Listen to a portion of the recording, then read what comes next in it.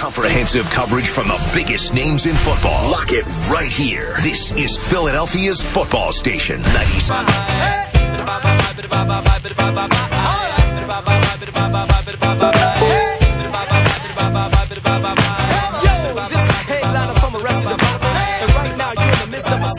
It's the fantasy show right here on the morning show. As we give you a little NFL preview, college football, the whole thing's a big football preview this week. And today's our fantasy show. And we heard from Fantasy Harv. And now we have new help this year. And they're going to be helping us with all kinds of things. Certainly fantasy, but also a little NBA. Because you know I'm Sixered up, right? So we got a little NBA help. We're gonna have our analytics team, and that would be from Waypoint, the Waypoint company. Waypoint Analytics has joined a great local company, brilliant minds, and we got Tyler and Bill on the line from Waypoint.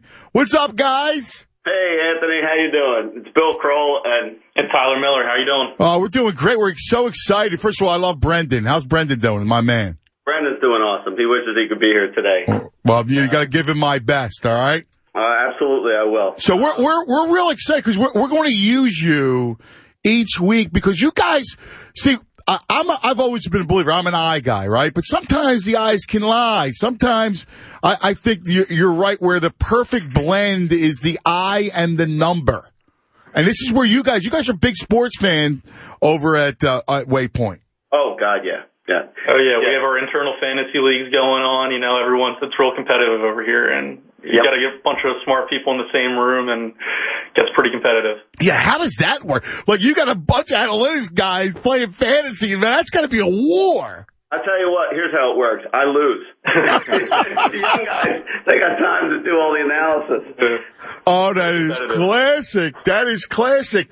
All right, so here's what I want to do. I want you guys to like we did with Harv, I want you guys to kind of go through the numbers. Let's go through some of the players that stand out to you for people should have an eye out for their draft. Does that sound good, guys? Sure, absolutely, yeah. I can kind of start off here. Sure. I'll give you guys some deep sleepers. I was listening earlier, and I don't want to repeat the same thing, so I can go through and mention some newer players. I like it, bro. And by the way, we also need you for the fantasy show each week because you're going to be instrumental in the daily fantasy for our listeners. That is perfect. So to give you a little background on me, Anthony, I am what they call a degenerate fantasy player. Last week I was playing preseason daily fantasy football over on DraftKings.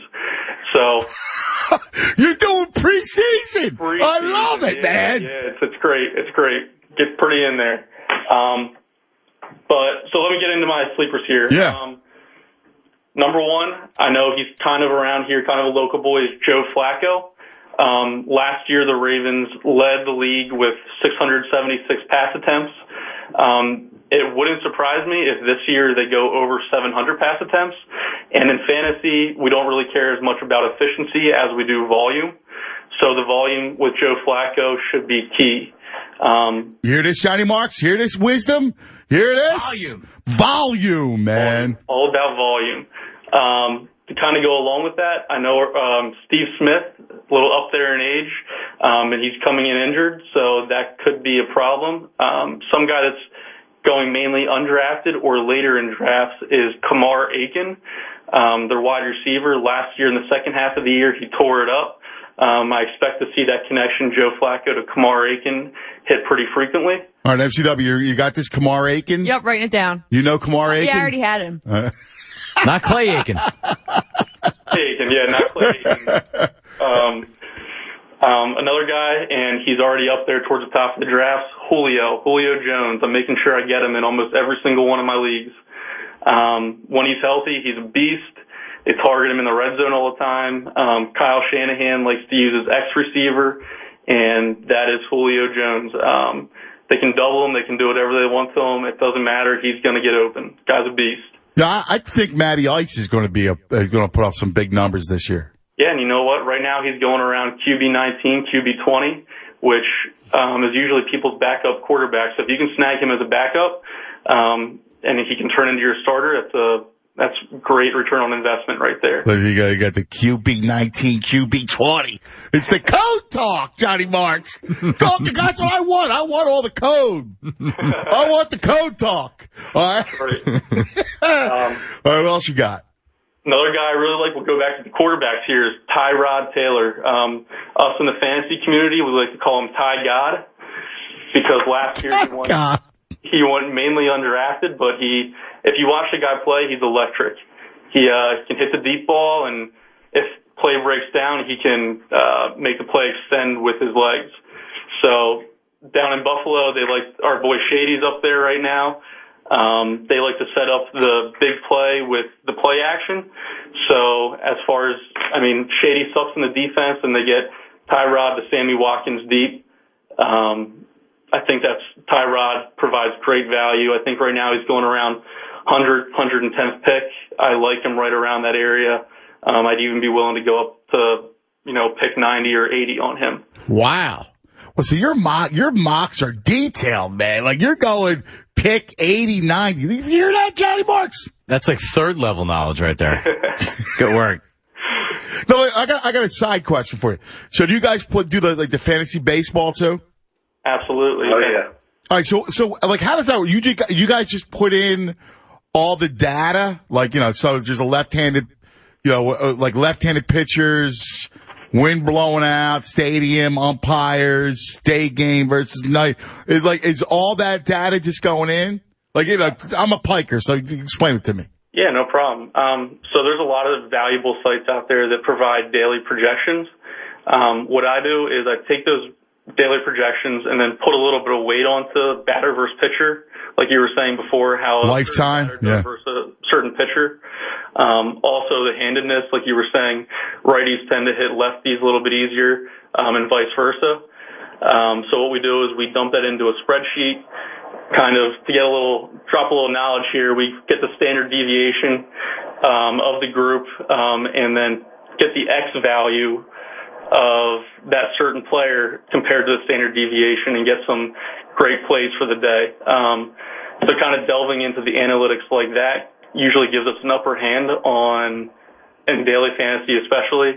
I think we just put everybody to sleep. No, but I'm going X value. This is so interesting to me, because you know what it is? So we're taking sports, and you're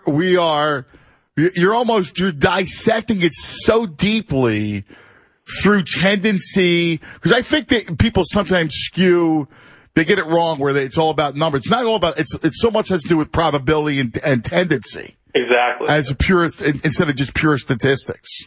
I couldn't have said it any better myself. And you know what? The thing that makes it nice is, and I was listening a little bit earlier, I heard you saying back in the day you had to look at the box scores in the newspapers. Now that information is readily available to us at a few clicks. So kind of the speed that we can get it to is very, very helpful.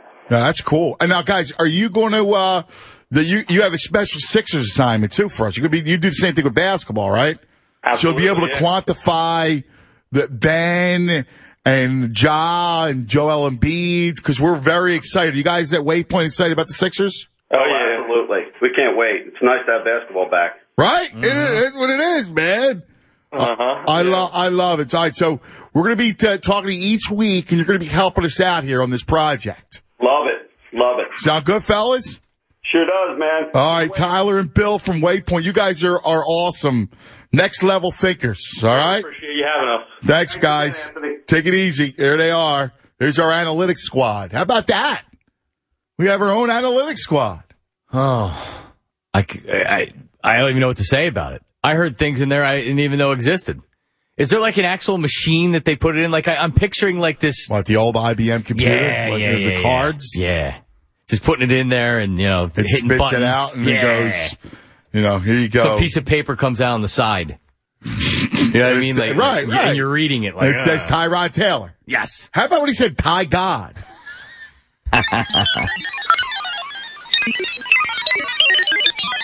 Bro, Tyrod Taylor. That's the robot. Tyrod Taylor is Harv and the analytics guy. Yeah, everybody now my reaction is I hate Tyrod Taylor. If you're up on Ballers, Tyrod Taylor is a theme of the last 2 episodes.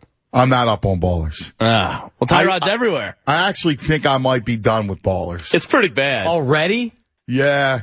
Wow, that was quick. Wait, what did it for you? You know what it was? I sat in to watch the first episode. Like, I was all excited. Yeah. And I watched the first episode, and it was just the same. And I was like, Yeah, but it's like Entourage. It was always kind of the same. Yeah, I'm not I love The Rock. It's predictable. I love The Rock. Like the cliffhanger last episode, I texted my buddy and I go, well, I know how the next episode's going to go. But it's thoughtless, just mindless TV. I know. I've argued that it was potato chips, and yeah. That's what it was supposed to be. You can only eat so many potato chips, though. That's the problem. Yeah, I think it's not the full. night of. Yeah. You just watch as a little appetizer for the night of. You know what it was, too? Like, I think there was some professional jealousy of Jay Glazer. That's okay. So I saw Jay in there, and I was like, Yeah. All right. I'm out. I don't know. After a while, and I like the cameos. Like, it's fun, the cameos. It's like the same thing in Entourage. I like the Entourage cameos.